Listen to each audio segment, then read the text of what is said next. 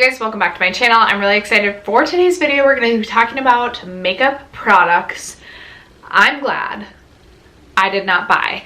These are makeup products that were on my radar. I was probably going to pick them up, but for one reason or another, somehow, this doesn't happen very often, but somehow I was able to convince myself that I didn't need it, and now looking back, I'm really excited and really happy that those products didn't make it into my collection. I know I've seen Kelly Gooch do videos like this, as well as I believe it was Smoky Glow or Hannah that I just saw post a video like this.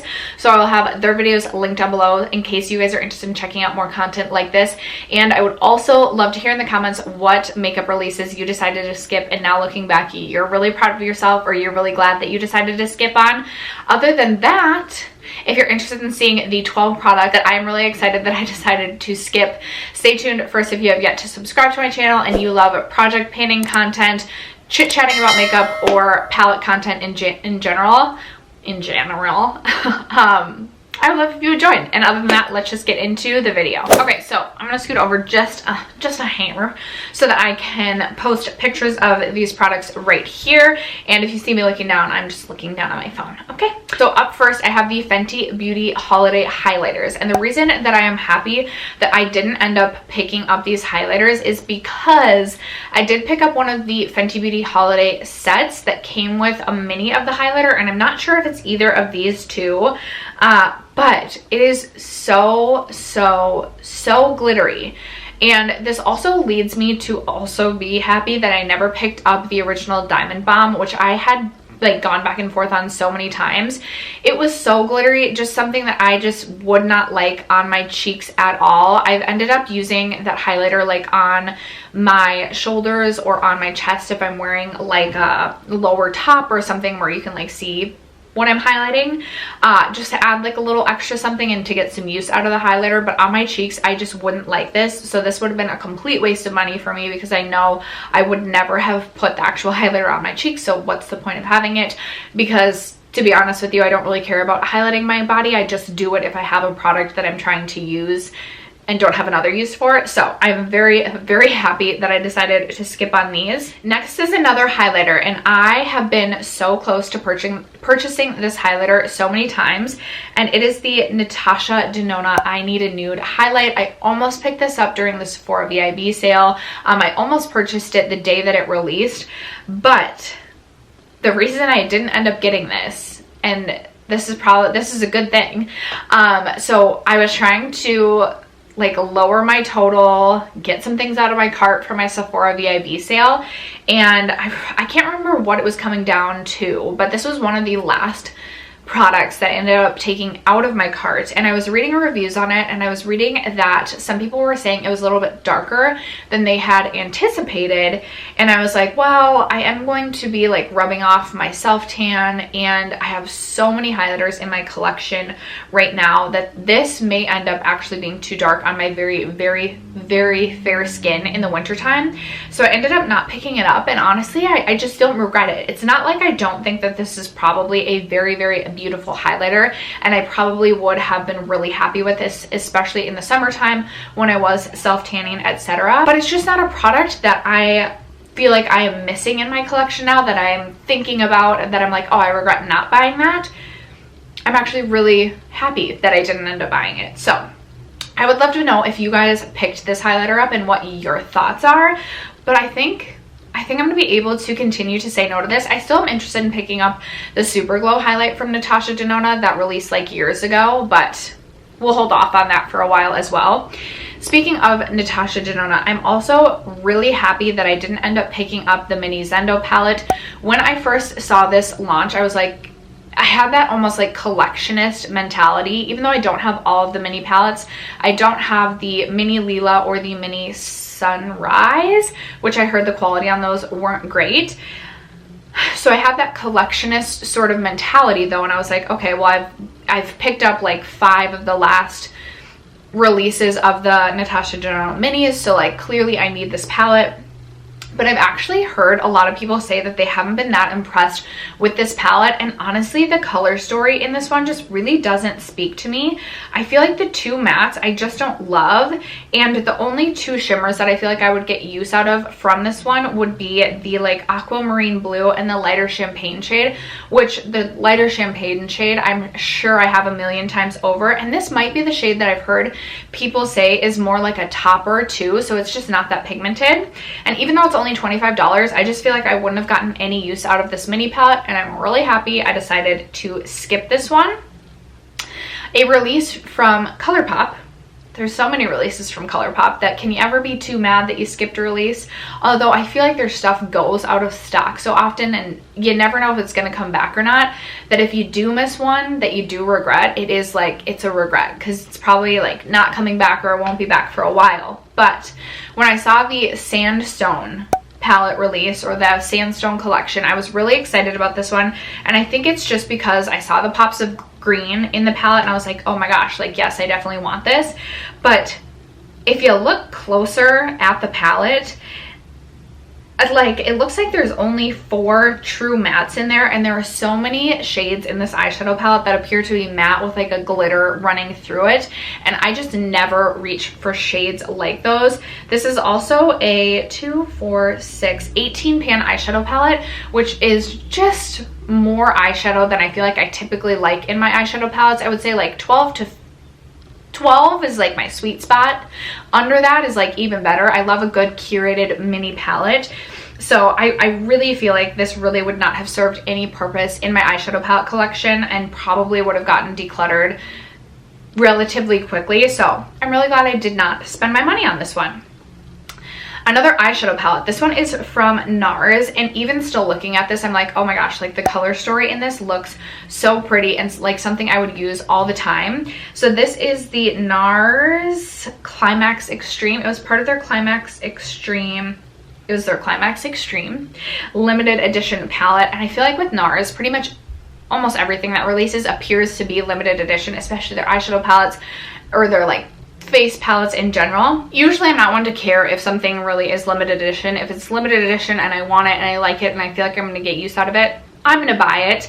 But there's always like that stigma around like having a YouTube channel and owning limited edition makeup. But I saw Morgan Turner use this eyeshadow palette. I can't remember if it was a review or a first impressions on her channel, and when she used it, there were definitely some hit and miss shades within this eyeshadow palette.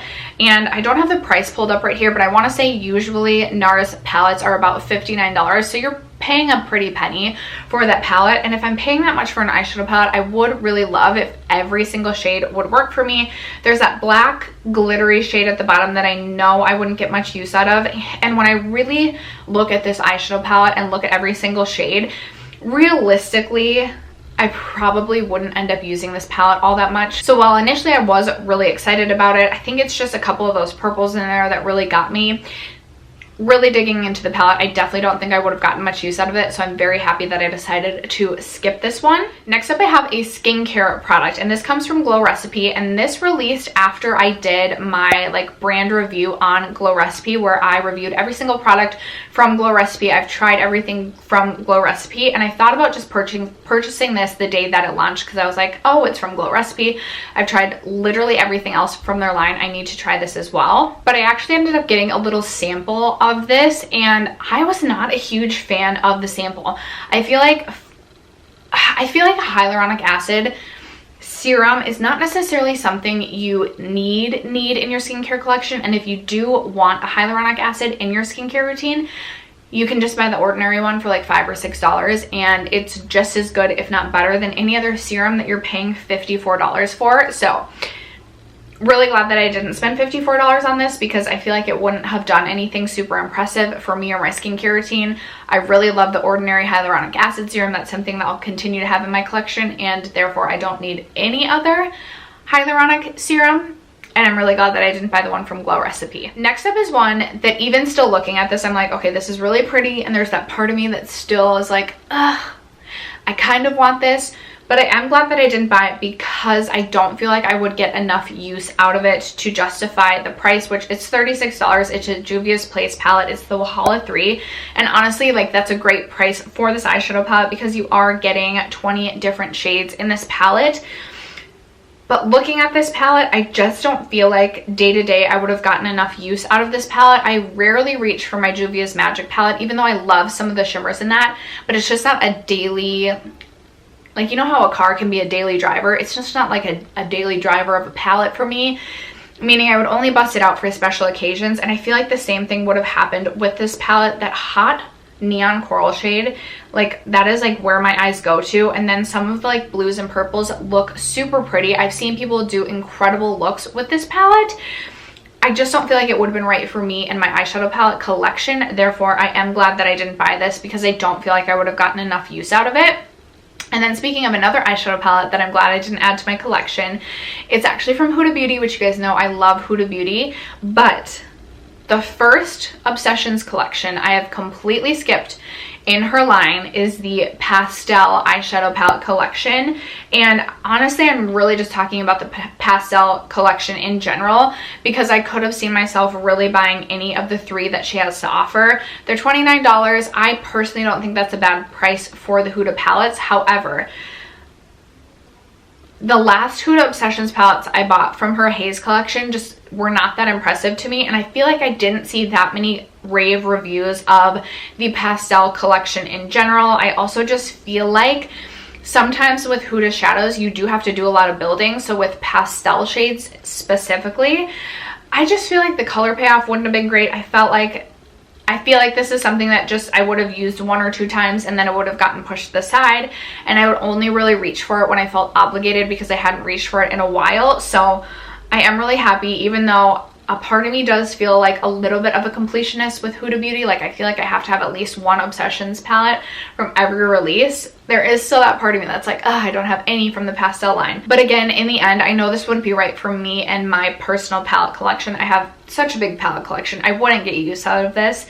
So I am really happy that I decided to skip on this. Next up is a very, very pricey item, and this was not on my radar at all. In fact, when I first saw this release, I was like, who in the F would ever pay? I think it's either $50 or $70, but I was like, who would pay for this? And it's the Gucci bronzer. But then I just saw people using it. I saw the compact on people's desks and I was like, okay, like, there's something about that beautiful compact that makes me want it, even if I didn't like the bronzer, which that's just such a stupid reason to buy an item. And I have so much bronzer in my collection, way too much. There was one month this past year that I brought like 5 or 6 bronzers into my collection, and that's just too much bronzer for one person. And I really am happy that I decided not to spend, I can't remember if this is, I think it's $50. Is it? Yeah, $50. Which, granted, I mean, I have spent more for a bronzer. I spent $55 on the Charlotte Tilbury, and I spent $49.50 on the, or $49 whatever, on the Marc Jacobs, but this is smaller. But the compact is beautiful. I'm still not going to get it, I don't think. At this point in time, I'm currently happy that I didn't spend the $50 on the Gucci bronzer. Another very expensive, pricey product was the Charlotte Tilbury Pillow Talk Lip and Cheek Glow Cream Blush Lip Tint. Retails for $40. I mean, I've just been super excited about any cream product, especially a cream blush, because I've gotten so into blush and so into like cream and liquid products this year that naturally I was really excited to see this release. However, I have brought so many blushes into my collection this year and so many cream blush products specifically that like stuff is going to go bad. So like it's just getting wasteful at this point. So I'm really glad that I did not spend $40 on this, especially because both of the colors I'm like, probably like just not my favorite blush shades ever. So I probably wouldn't have gotten a ton of use out of this. And I've heard no one talk about these, at least that I watch. So I feel like maybe they weren't that great, and that would have been $40 wasted on a not that great product. So I'm really glad that I didn't do that. Next up is one from Melt Cosmetics, and this is the Millennial Pinks eyeshadow palette. Why was I ever interested in this? It was definitely the Millennial Pink packaging, and that's really it. But what shades would I have even used from this palette? And it's $58. Maybe that like really pretty blue shade, that like snowflake blue. Other than that, there's literally nothing in this palette that I feel like I would use. So would I have really thought it was a good idea to spend $58 on one eyeshadow? No. I'm really glad I didn't do that. And then the 12th and final product that I'm really happy that I decided not to buy was the ABH Volume 4, the Norvina Volume 4 palette. I think it was the Millennial pink packaging on this one too that really got me, and that bright neon yellow shade, that pop. I was like, ooh, yes. And even looking at this now, there are some really pretty shades in there, but I don't need a 25 pan eyeshadow palette. I really don't love larger palettes, and to be honest with you, I'm just not that into ABH as a brand, as I feel like many of us have kind of veered away a little bit from ABH as a brand, specifically the Norvina line. I'm just like, I'm not mad that I didn't buy this at all. No regrets. Anyway, that was the 12th and final product that I personally am glad that I decided not to buy. I would love to hear from you guys in the comments below about some products that you are glad you decided to pass over. Other than that, thank you guys so much for sticking around to watch today's video and for supporting my channel. I love you guys so much, and I will catch you in tomorrow's video. Bye.